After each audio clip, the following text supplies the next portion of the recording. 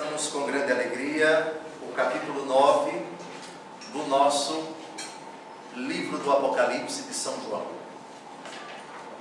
No capítulo 9, soará a quinta trombeta e soará a sexta trombeta. A última trombeta só soará no capítulo 11. Mas convém em poucos minutos recordarmos as outras trombetas que soaram no capítulo 8, o capítulo anterior. Vamos dar uma olhada, Apocalipse capítulo 8, versículo 7. A primeira trombeta soa exatamente aí. E o que vem com essa trombeta? Saraiva e fogo misturados com sangue lançados à terra. Nós vimos nos dois últimos encontros que essas trombetas trazem desgraças que lembram muito as pragas do Egito. Uma das pragas do Egito foi granizo, saraiva aqui. E reparem qual é a parte do planeta afetada, terra. Pulemos agora para o versículo 8. A segunda trombeta toca. Agora quem é atingido não é a terra, é o mar. E fogo que se transforma em sangue. Qual é a praga do Egito que lembra essa desgraça? A primeira praga, a água transformada em sangue. Lembram? Lembram? Vamos agora à terceira trombeta, no versículo 10. Agora cai do céu uma grande estrela a arder como um facho. E reparem, não é mais o mar, e sim as fontes, água doce, os nossos mananciais, chamaríamos de água potável. Essa estrela, absinto, ela envenena as águas. Então temos terra, mar e fontes. Fontes. Mar não é água potável, é água salgada, né? E água potável. E o quarto anjo, versículo 12, a quarta trombeta, uma terça parte do sol, da lua e das estrelas. Então agora nós temos o firmamento. Então existe uma cadência. A série de desgraças vai atingindo todo o criado. Terra, mar, fontes e o ar. Muito bem. Depois vem uma águia advertindo, são três ais, ai, ai, ai dos habitantes da terra, por causa dos restantes sons das trombetas dos três anjos que ainda vão tocar. Essa águia está prenunciando que as três desgraças que ainda vão vir são piores que as quatro que já aconteceram. Então começamos o capítulo 9, versículo 1. O quinto anjo tocou a trombeta. Vi então uma estrela cair do céu na terra, e foi-lhe dada a chave do poço do abismo. Vocês percebem que essa estrela está evidente no versículo, que não se trata de um astro, de uma realidade que anda zanzando por aí no firmamento, asteroide ou alguma coisa parecida. Nem é algo semelhante àquilo que atingiu o planeta Terra há milhões de anos e que dizimou, por exemplo, os dinossauros. Não. Aqui se trata de uma estrela personificada. Aqui estamos diante do príncipe das trevas. Aqui estamos diante de uma presença sombria que entra pela primeira vez nessa narrativa do Apocalipse. Trata-se de Satanás.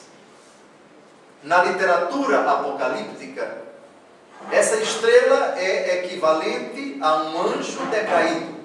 O capítulo 12, a mulher vestida de sol, tendo a lua debaixo dos pés, coroada de estrelas, que está prestes a sofrer o ataque do dragão, nesse mesmo capítulo, uma batalha acontece no céu.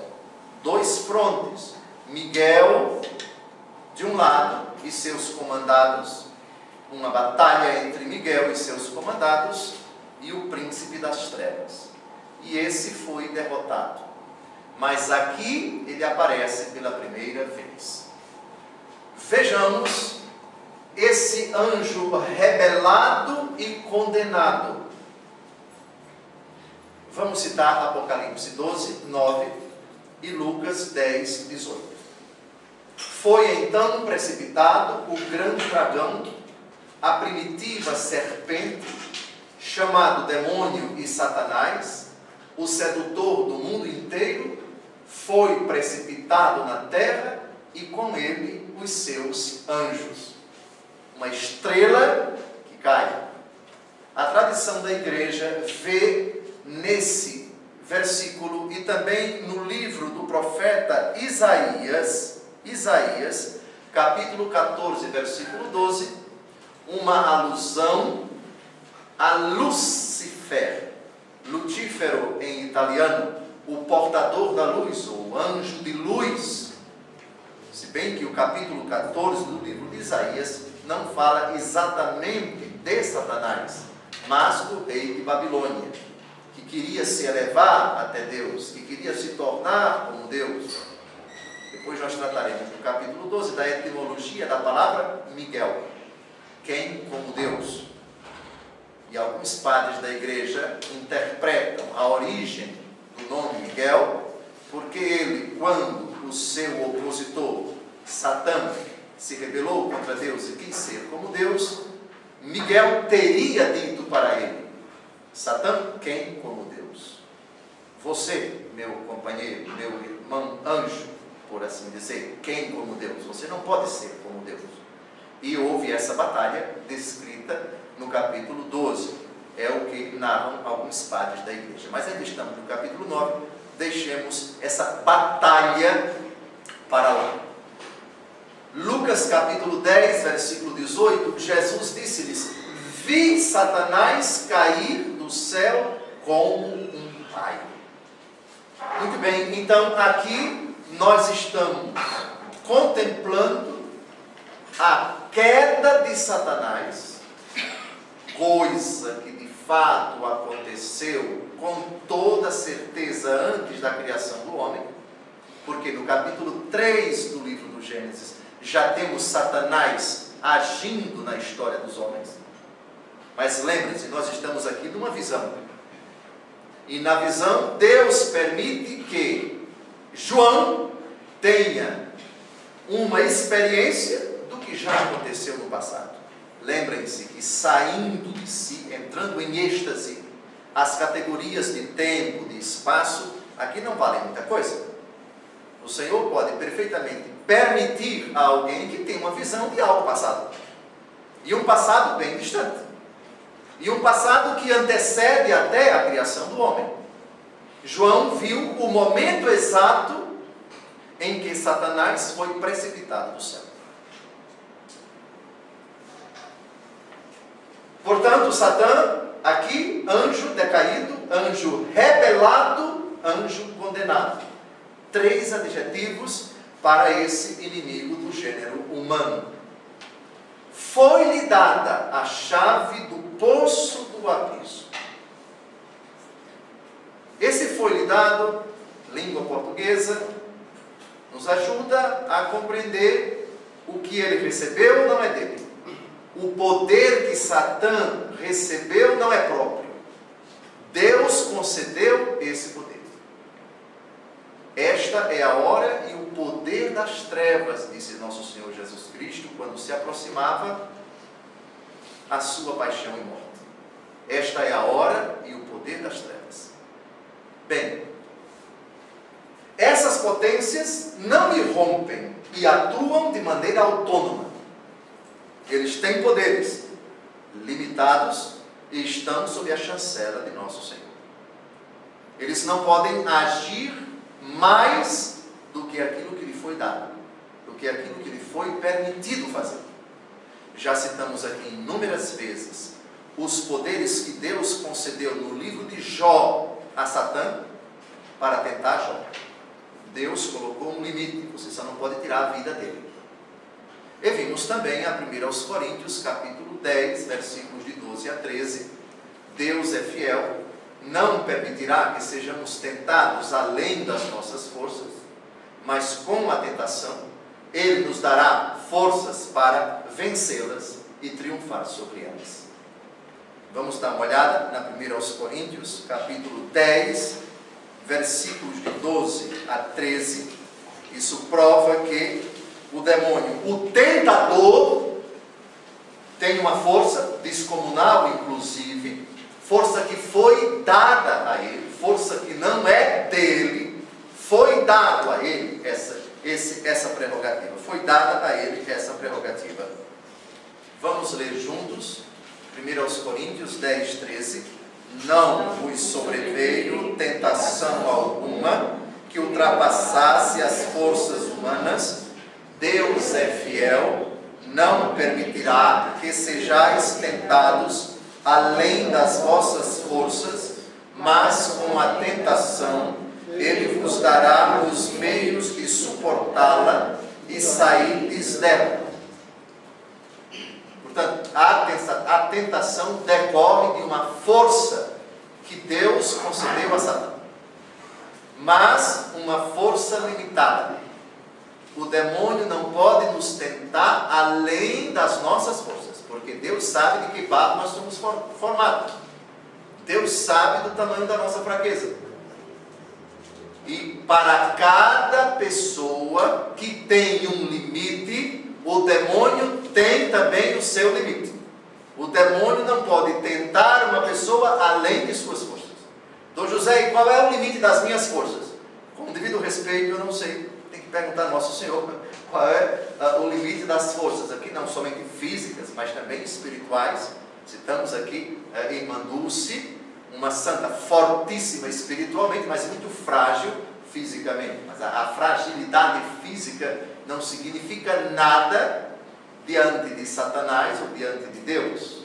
Deus é quem sabe do tamanho do limite espiritual, da capacidade de resistir à tentação de cada pessoa. E cada um tem o seu limite. E Deus diz para o demônio: você só vai até aqui porque o limite dessa pessoa é até aqui. E saiba, cada vez que você tentar tal pessoa, eu vou dar as graças à altura para que ela possa vencer. O demônio fica irritadíssimo com isso, evidentemente. Mas lógico, se o Senhor nos desassiste quando somos tentados, se levardes em conta nossas faltas, diz o Salmo 129, Senhor, quem poderá subsistir? Trata-se aqui, estamos no coração do mistério, o mistério da tentação, o mistério da fustigação do poder das trevas. Porque o demônio tenta tanto o gênero humano? Porque é próprio dele, depois que ele caiu, a raiva, o ódio que ele tem contra Deus e contra a criatura privilegiada de Deus, e tudo que procede de Deus, particularmente o homem, esse é o ódio dele, essa é a fúria dele, esse é o projeto dele.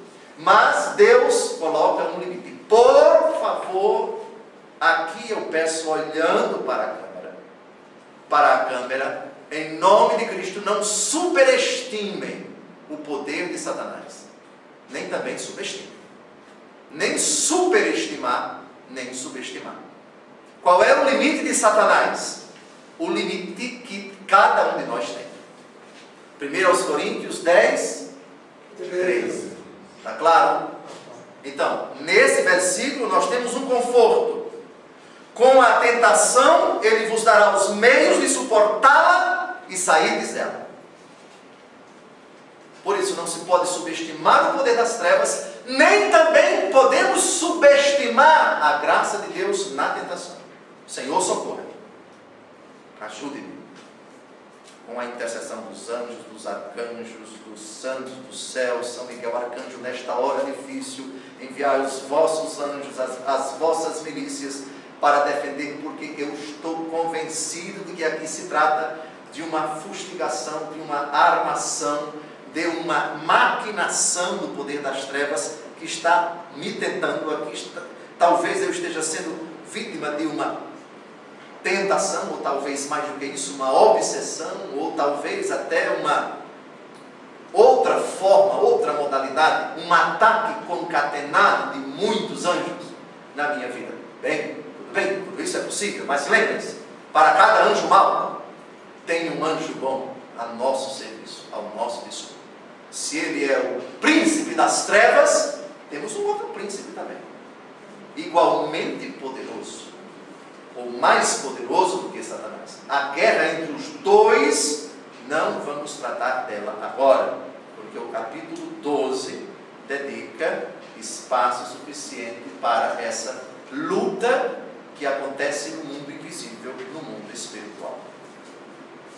Muito bem, estrela caída, estrela decaída.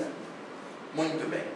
Na simbologia da nova era, existe uma estrela de 5 pontas, de cabeça para baixo.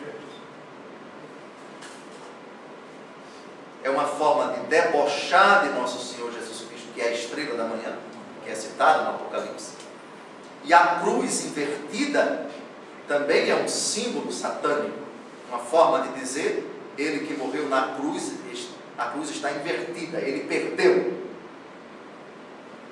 A simbologia dos inimigos da fé também procura colocar isso, a caricatura, o deboche. A cruz suástica de Hitler é uma cruz cristã quebrada. Quebrada nos 4 lados. Você tem a cruz, quebrou, quebrou, quebrou e quebrou. Então é uma cruz quebrada 4 vezes, né? A cruz do terceiro Reich. Muito bem, mas não vamos entrar nessa questão de que é interessante também, né, nos tempos atuais, né? O Cordeiro de Deus que tira o pecado do mundo. O demônio é apresentado como um bode feioso, de chifres, etc. A caricatura, a zombaria, o arremedo de todos os símbolos cristãos, de Jesus, dos seus santos, da sua igreja, e assim por diante, missa negra e assim por diante. É uma forma ousada, cínica, horrenda, de debochar, de caricaturar, de menosprezar, de imitar, enfim. Mas chegaremos no capítulo 13, 666, não é? Santo, Santo, Santo, Senhor Deus do Universo, diz o livro de Isaías, que nós recitamos na liturgia, 3 vezes santos, e o demônio diz 3 vezes não santo, 3 vezes 6, 6 e 6, 3 vezes 6. Bom, essa simbologia está lá no capítulo 13 do livro do Apocalipse. Muito bem, então, a estrela caiu, foi-lhe dada a chave do poço do abismo. O abismo, nós já sabemos qual é o inferno. As portas do inferno vão se abrir. Lembrem-se do que Jesus disse a Pedro: eu te darei as chaves do reino dos céus. Aqui nós temos um arremedo. O demônio recebe a chave do abismo. Agora, literalmente falando, as portas do inferno vão se abrir. Apocalipse 6, de 1 a 2. Depois vi o cordeiro abrir o primeiro selo, e ouvi um dos 4 animais clamar com voz de trovão: vem. Vi aparecer então um cavalo branco, o seu cavaleiro tinha um arco, foi-lhe dada uma coroa, e ele partiu como vencedor para tornar a vencer. Vejam, esse cavaleiro aqui é a palavra de Deus. Foi dada a palavra de Deus. O texto é citado para recordar essa expressãozinha, foi-lhe dada, foi-lhe dada. Mas a palavra de Deus é vitoriosa por causa da morte e ressurreição de Cristo. Toda a autoridade me foi dada no céu e na terra. Lembram dessas palavras no final do Evangelho segundo Mateus? Jesus age com poder próprio, mas o Pai lhe deu esse poder. Também o Pai lhe deu essa autoridade. Tudo que é de Jesus é do Pai. E Jesus nada faz que não tenha recebido do Pai. Ele é obediente à vontade do Pai. Apocalipse 20, versículo 1. 3, versículo 7. Vi então descer do céu um anjo que tinha na mão a chave do abismo e uma grande algema. Ele apanhou o dragão, a primitiva serpente, que é o demônio e Satanás, e o acorrentou por 1000 anos. Atirou-o no abismo, que fechou e selou por cima, para que já não seduzisse as nações, até que se completassem 1000 anos.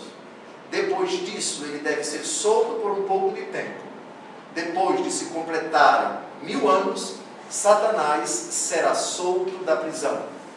Há uma heresia que se tornou muito conhecida no mundo antigo, chamada milenarismo, por causa desse texto que acabamos de citar. Mas não vamos explicá-lo agora, porque está longe, só lá no capítulo 20. Mas foi bom citarmos esse texto para mostrar que aquele que vai abrir as portas do abismo, de onde vão sair legiões infernais de diabos, de anjos decaídos, ele no final será aprisionado, ele será destruído, o seu reino terá fim, o seu aparente reino terá fim. Esses gafanhotos que vão sair com rosto de homem, com coroa, símbolo da aparente realeza, do aparente triunfo, tudo isso me foi dado, será teu se prostrado me adorares. É a terceira tentação de Jesus, no capítulo 4 de São Mateus. E a primeira carta de São João, capítulo 5, versículo 19, o mundo jaz sob o poder do maligno. Uma frase misteriosa, uma frase sombria, que mostra que esse inimigo já conquistou muitas almas para si e não cessa de iludir, de enganar, de seduzir e de arrastar para o inferno muitas criaturas. Muito bem, voltemos ao texto anterior. Eu citei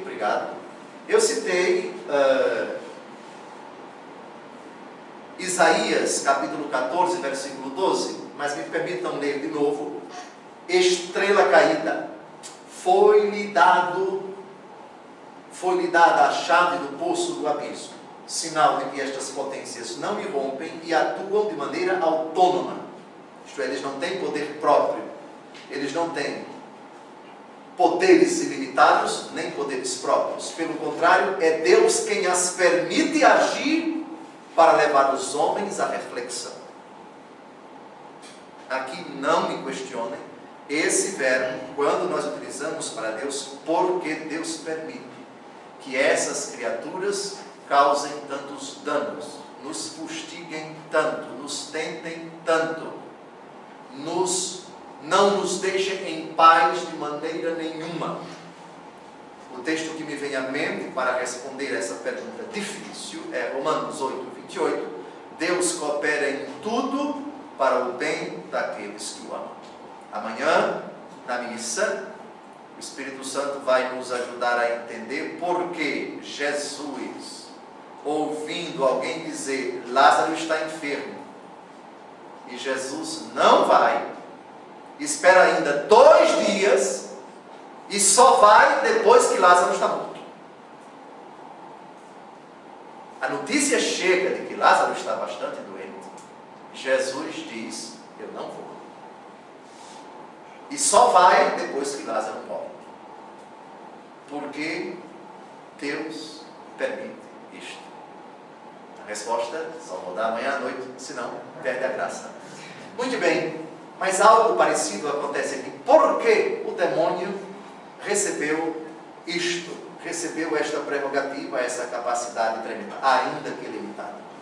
Apocalipse capítulo 9, versículo 2. Ela, isto é, a estrela, que é um anjo decaído, que é o próprio demônio, o abriu, o poço do abismo, e saiu do poço uma fumaça, como a de uma grande fornalha.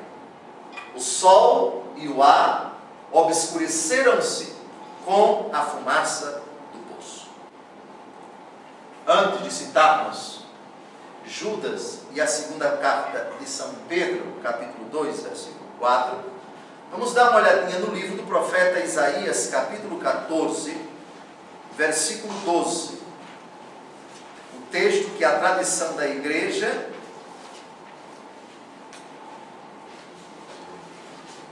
aplicou abundantemente à pessoa do demônio.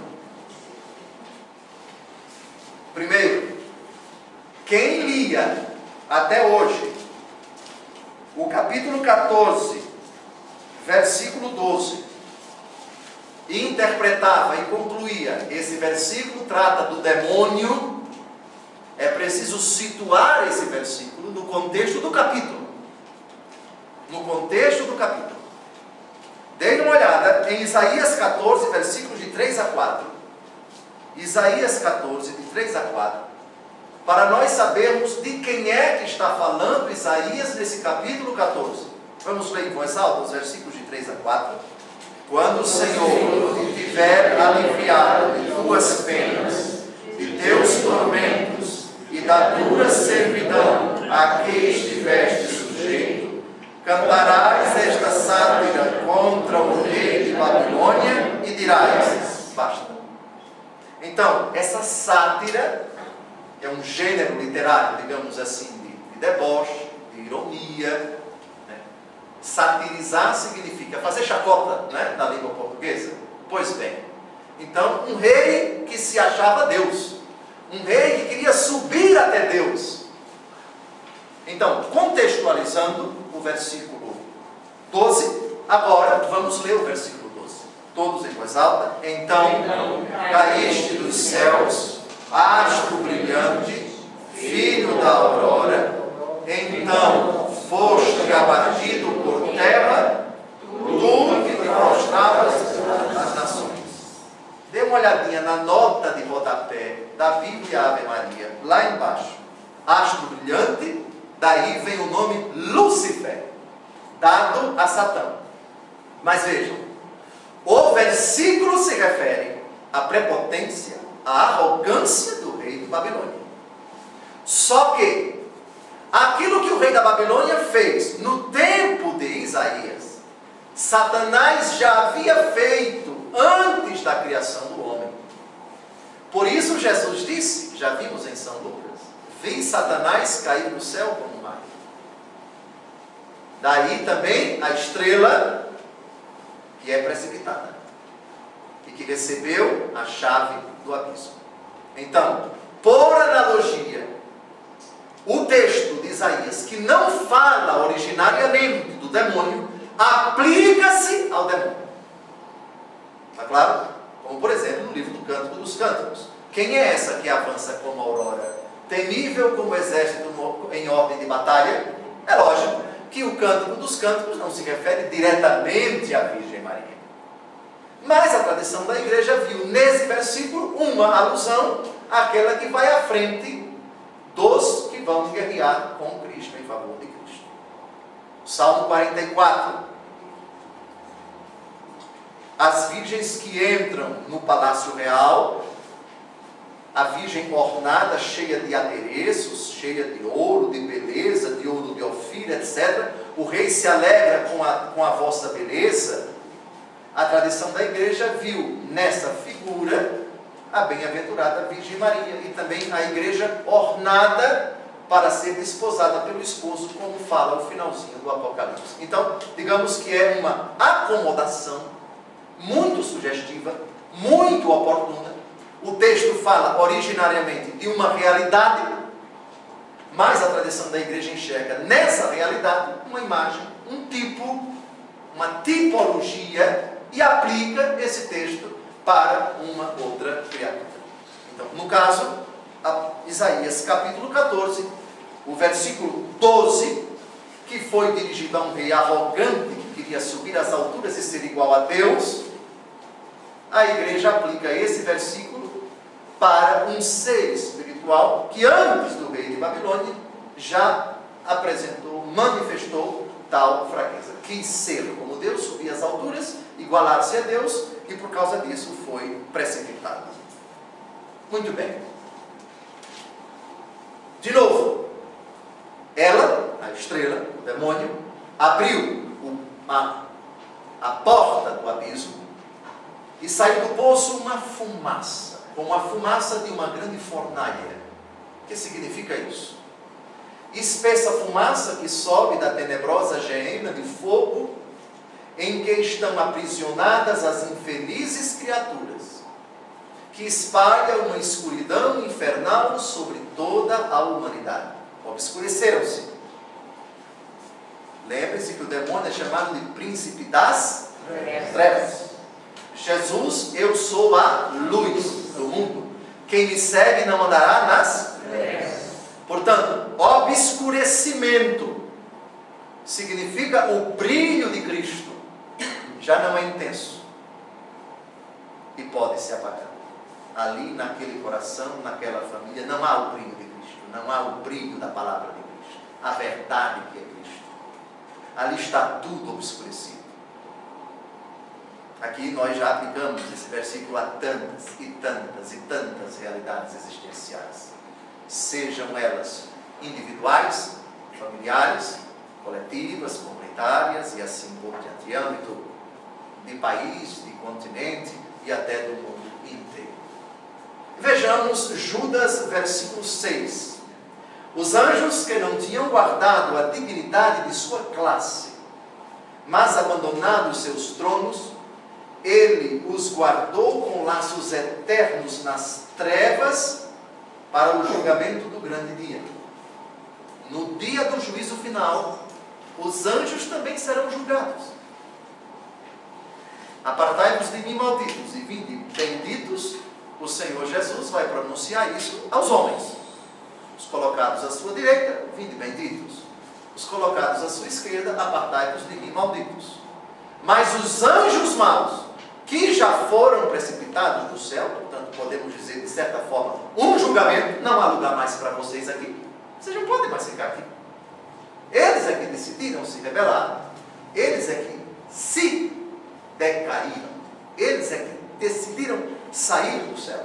O Senhor respeitou a sua decisão. Já não se encontrou lugar para eles no céu. Apocalipse, capítulo 12. Vamos dar uma olhadinha. Já não houve lugar para eles no céu.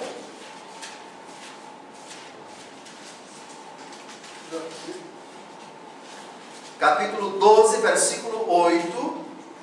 Vamos ler versículos de 7 a 9. De 7 a 9.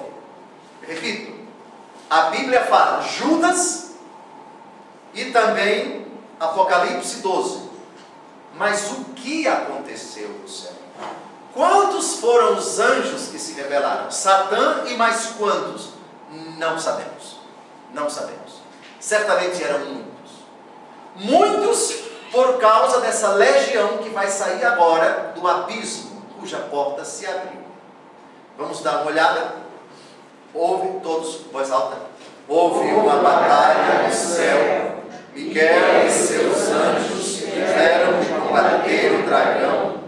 O dragão e seus anjos travaram o combate, mas não prevaleceram. E já não houve lugar no céu para eles. Foi então precipitado o grande dragão, a primitiva serpente, chamado demônio e Satanás, o sedutor do mundo inteiro. Foi precipitado na terra e com ele os seus anjos. Muito bem. Então eles foram precipitados, estão nos laços eternos nas trevas. É o poder das trevas, um poder que tenta obscurecer, olhem o verbo, o sol e o ar obscureceram-se com a fumaça do poço. A finalidade do demônio é obscurecer o coração da pessoa, tirar-lhe a clareza, a fé em Jesus, tirar o próprio Jesus, que é a luz, tirar do homem a segurança, os princípios, os valores, a paz, a tranquilidade, e infundir trevas, confusão, deixando a criatura desnorteada, insegura, no erro. Nas trevas, já diz tudo essa palavra, trevas, simplesmente trevas. Muito bem. Eu queria citar um texto 2 Pedro capítulo 2, versículo 4, pois se Deus não poupou os anjos que pecaram, mas os precipitou nos abismos tenebrosos do inferno, onde os reserva para o julgamento. De novo, a mesma ideia de Judas, de que no fim dos tempos eles serão julgados. Apartem-se da minha presença também, para sempre, para o lugar para onde vocês foram, quando se rebelaram, e de onde jamais sairão. Até o dia do juízo, os demônios não estão apenas no inferno, mas também na terra. Mas depois do juízo final, apenas o inferno. Porque terra e céu, novo céu e nova terra. Não haverá lugar para o demônio, nem no céu, nem na terra. Eis que eu faço novas todas as coisas. Novo céu e nova terra. No juízo final, após o juízo final, após o julgamento dos anjos maus, apenas vão para o inferno. De lá jamais sairão como os condenados, evidentemente. Joel, capítulo 2, versículo 10, é um texto que não aparece aqui no slide, mas ele tem relação com essa ideia, e eu queria que você abrisse a Bíblia, Ave Maria. Vamos dar uma olhadinha no versículo 5. Aliás, versículos de 4 a 5, Joel 2, de 4 a 5, para nós compreendermos quem são estes de que fala o versículo 10. Versículos de 4 a 5. Tem a aparência de uma tropa de cavalos, e como cavalos se precipitam, dir-se-ia o estrondo de carros saltando sobre os cumes dos montes, ou o crepitar da chama que devora a palha, ou um formidável exército disposto em ordem de batalha. Um exército que no dia do Senhor vai se insurgir contra o povo de Deus. Agora pule para o versículo 10, que é o que nos interessa. Diante deles, isto é, desses que integram esse formidável exército, treme a terra, os céus vacilam, o sol e a lua se obscurecem, as estrelas perdem o seu brilho. Então, sem dúvida alguma que São João, ao citar o sol e o ar obscureceram-se com a fumaça do poço, pegou o versículo de Joel, só que aqui aplicou a estrela decaída, a fumaça que sai do abismo, e aquilo que vem com essa fumaça, que ainda não apareceu, os gafanhotos, são anjos decaídos, que a gente vai ver daqui a pouco. Então, São João está tratando na quinta trombeta de uma presença funesta de grande quantidade de demônios na história da humanidade. Muito bem, próximo. Da fumaça saíram gafanhotos pela terra, e foi-lhes dado poder semelhante ao dos escorpiões da terra. Gravem a palavra escorpiões. Vamos tratar dela daqui a pouco. Gafanhotos, Dom José. Trata-se de animais, esses animais que são uma praga para a vegetação? Não. São fantasmas demoníacos. Estes seres infernais são comparados com os gafanhotos para simbolizar sua imensa multidão, que obscurece o céu como os enxames espessos daqueles insetos. Poder semelhante ao dos escorpiões. Não parece uma contradição, Dom José? Que gafanhoto possa dar uma picada semelhante à picada dos escorpiões? Mas o escorpião é um animal que na nomenclatura da zoologia não tem nada a ver com o gafanhoto. O gafanhoto é inseto. Escorpião é uma outra categoria. E venenoso. Nunca se ouviu dizer que um gafanhoto, quando morde alguém, né, ele traz algum prejuízo. Não. Em periculosidade, gafanhotos, esses escorpiões, não se assemelham aos gafanhotos, esses que saem da fumaça do abismo, mas aos escorpiões que inoculam veneno, causando grandes dores. Foi-lhes dado poder. Foi-lhes dado. De novo. A chave do abismo é dada por Deus à estrela decaída. E a esses seres infernais que saem do abismo, foi-lhes dado poder semelhante ao dos escorpiões da terra. O que isso quer dizer? Que a ação do demônio causa grande sofrimento aos seres humanos. Pensemos, por exemplo, um exemplo simples, bem simples. O demônio começa a agir na vida de um casal. Brigas, ciúmes, traições, agressões, etc, etc. 3 criancinhas inocentes que não pediram para vir ao mundo. Presenciando tudo isso. Vendo e ouvindo os pais brigarem, se agredirem, se ameaçarem. A picada do gafanhoto. A picada desses gafanhotos. As dores, as aflições, os traumas.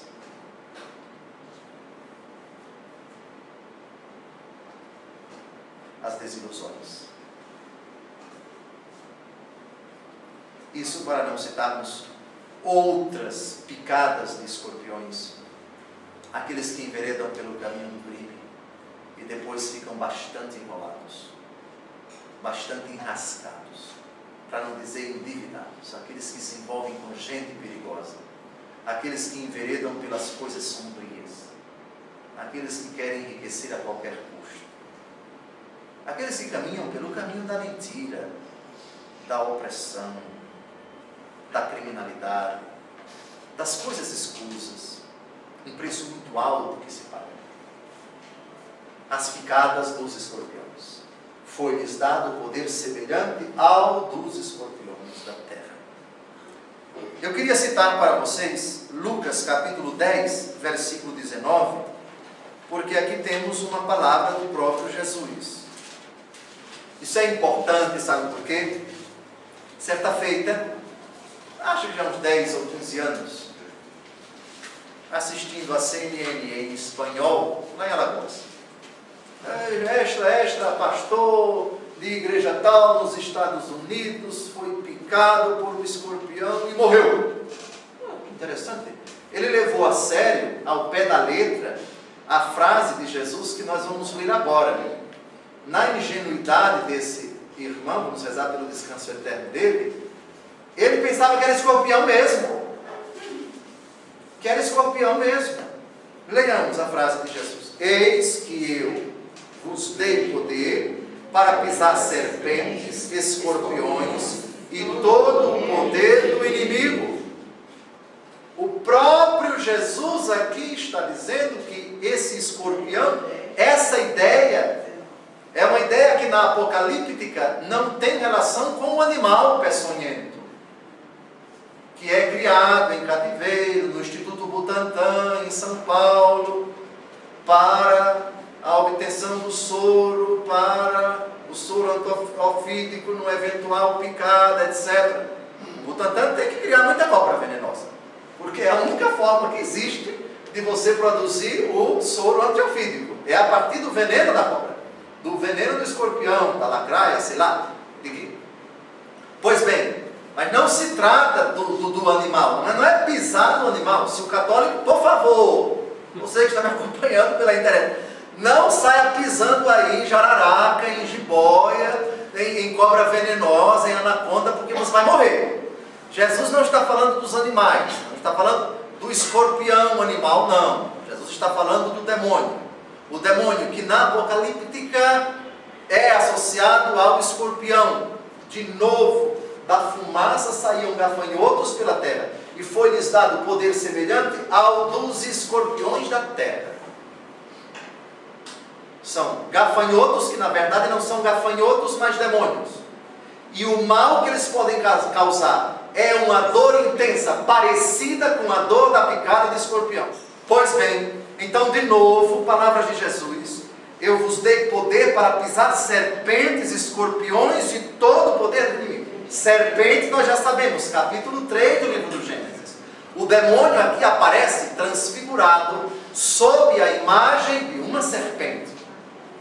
Agora vamos dar uma olhada no capítulo 16 de São Marcos, para que ninguém achando que porque pertence a Jesus pode entrar no Instituto Butantan e ir na cova da serpente e pisar lacraia e pisar escorpião. Não faça isso porque morre, com toda a fé que você tem, mas vai morrer. Vai morrer. O máximo que a gente pode fazer é rezar pelo seu descanso eterno. Marcos, capítulo 16, por favor, versículos de 17 a 18. Em nome de Cristo eu peço, com todos os médicos do Brasil e do mundo, não levem isso daqui ao pé da letra. Vamos ler juntos Marcos 16, de 17 a 18. Estes milagres acompanharão os que crerem, expulsarão os demônios em meu nome, falarão novas línguas, manusearão serpentes, e se beberem algum veneno mortal, não lhes fará mal. Imporão as mãos aos enfermos e eles ficarão curados. Manusearão serpentes. Se as serpentes aqui evocam o demônio, como é que nós manuseamos o demônio? Jesus já disse isso em Lucas 10, 19. A explicação como manusear serpente, grava em Lucas 10, 19. É assim que manuseamos as serpentes. Vamos lá, Lucas 10, 19. Eis que vos dei poder para pisar serpentes, escorpiões e todo o poder do inimigo. Quem vive na graça de Deus esmaga a cabeça da serpente, anula o poder de Satanás.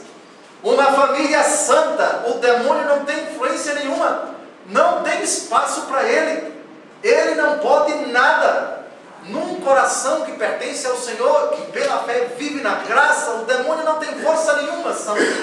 São Tiago diz, São Pedro diz, resisti ao demônio e ele fugirá de vós. Resisti ao demônio e ele fugirá de vós.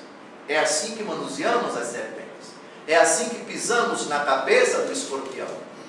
Uma imagem muito sugestiva é Gênesis capítulo 3, versículo 15. O que foi que o Senhor Deus disse a respeito da mulher com relação à serpente? Ela esmagaria a sua cabeça. Na iconografia cristã católica, a imagem de Nossa Senhora das Graças, a Senhora das Graças, ela esmaga a cabeça da serpente. Mas por que ela esmaga? Quer carinho mesmo? Cheia de graça. Viva na graça e você esmaga o poder da serpente. Viva na verdade. Seja discípulo da verdade. A mentira não tem espaço ali. Pratique a verdade. Habitue-se com a verdade.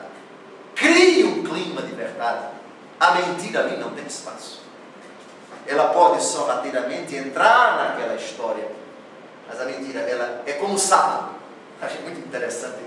Postaram lá no Facebook, no Amigos de Dom José Francisco, um sapo, né? O demônio, a mentira é como um sapo. Ela tem perna curta, olho grande, é linguaruda e só vive na lama. Achei muito interessante a comparação, né? Muito interessante. Pois bem, o demônio é exatamente isso. Portanto, como é que se manuseia a serpente? Como é que se pisa no escorpião? E nenhum mal lhe causa. Ele dá a picada, mas não é uma picada letal. Quem é que não sofre com a mentira dos outros, com a traição dos outros, com a perversidade dos outros? Isso é fustigação de Satanás. Mas quem permanece no Senhor não se rebaixa à discussão, a dizer palavrões, a agir da mesma forma que aqueles que agem nas trevas. A fisgada às vezes acontece, mas a graça de Deus nos auxilia. A luz do Senhor nos indica qual a medida que devemos tomar, a providência para nos distanciarmos de tal pessoa ou de tal situação, ou distanciarmos tal pessoa ou tais pessoas da nossa vida. Tomarmos certas providências, mas não, foi uma fisgada só. picada só, para nunca mais. Às vezes não acontece, né? De a gente descobrir que está sendo vítima, ou que foi vítima de um patife, de um enrolão, de uma oportunista, de uma ciumenta, de uma invejosa ou de um invejoso, etc. Quando a gente descobre, por caminharmos na luz, por vivermos na graça, por pertencermos ao Senhor, por vivermos na verdade, nosso Senhor nos mostra: essa picada não destruiu você. E vou ajudar você, com o meu Espírito Santo, a tomar as providências, a se precaver, a se blindar, se for o caso, para que tal coisa da parte de Satã não aconteça mais. E assim a gente vai viver. Talvez eu esteja olhando aqui para pessoas que ao longo da vida tiveram cada uma, mas passaram por cada uma. Pessoas, seres humanos, que talvez sem saber até foram instrumentos de Satanás para dar aquela picada, para destruir mesmo, para humilhar, para desmoralizar, para anarquizar, para tirar a sua paz, para perturbar você, tirar o seu sono, etc. Ai, mas essa doeu, irmão José. Essa foi demais. Pois bem, Lucas 10, 19. Eu vos dei poder para pisar as serpentes, escorpiões e todo o poder do inimigo. Olha que conforto. Não significa dizer que os escorpiões, os demônios não vão mais dar a picada. Não, vão agir. Eles fustigam de toda forma, para irritar você, para tirar a sua paz, para levar você a ficar confuso, a tirar a sua fé, a tirar a sua motivação para rezar, a tirar a sua confiança no Senhor. É perturbar de toda forma, atrapalhar, confundir, destruir. Pois bem, eu lhes dei poderes. Bem, já são 8h25. Escorpiões, já vimos. Da fumaça saíram gafanhotos pela terra, foi-lhes dado poder semelhante ao dos escorpiões da terra. É um assunto muito misterioso, apaixonante, certamente, toca-nos a todos, porque acredito que todos os que estão vivendo, se não já foram, estão sendo, e se não estão sendo, já foram, e desculpem dizer, se não foram, certamente serão. Vigiai e orai, disse nosso Senhor Jesus Cristo, estejamos preparados. O vosso adversário, o demônio, vos rodeia como um leão que ruge, buscando a quem devorar. Resisti-lhes, firmes na fé. Esse é o grande conforto do apóstolo Pedro na sua primeira carta. Aliás, é com esse texto que eu queria terminar o encontro de hoje.